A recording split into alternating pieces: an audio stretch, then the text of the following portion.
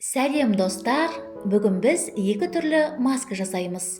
Құрғақ қартаю теріге арналған бірінші маска. Ол үшін бізге бір алма керек.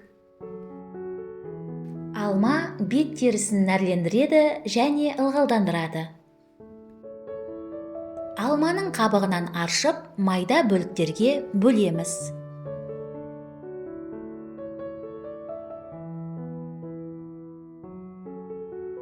Блендерге салып, пюре жасаймыз.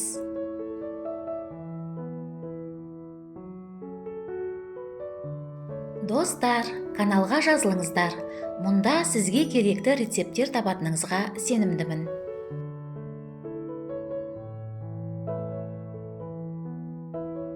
Дайын болған пюрені ыдысқа құясыз.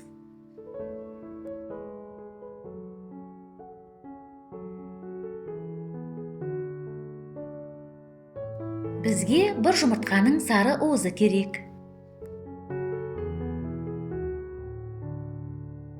Пюреге жұмыртқаның сары уызын салып, жақсылап араластырасыз. Жұмыртқаның сарысы құрғақ теріге тамаша нәр береді және ылғалдандырады. Бізге ақсаз балшығы керек. 2 ас қасық ақсаз балшығын қосыңыз. Барлық ингредиенттерді жақсылап араластырыңыз. Дайын болған масканы шыны ыдысқа құйып, тоңазытқышта 7 күнге дейін сақтауға болады. Масканы тазартылған бетке жағып 15 минутқа қалдырыңыз.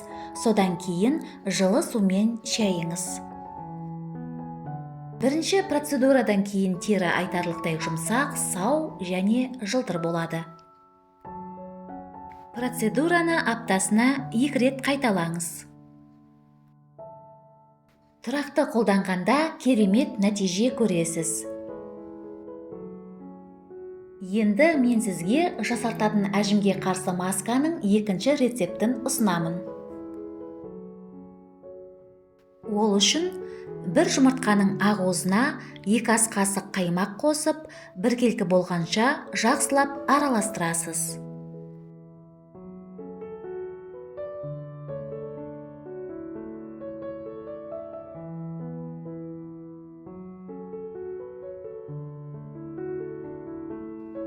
Дайын болған қоспаға 1 ас қасық жүгері крахмалын қосасыз, араластырасыз.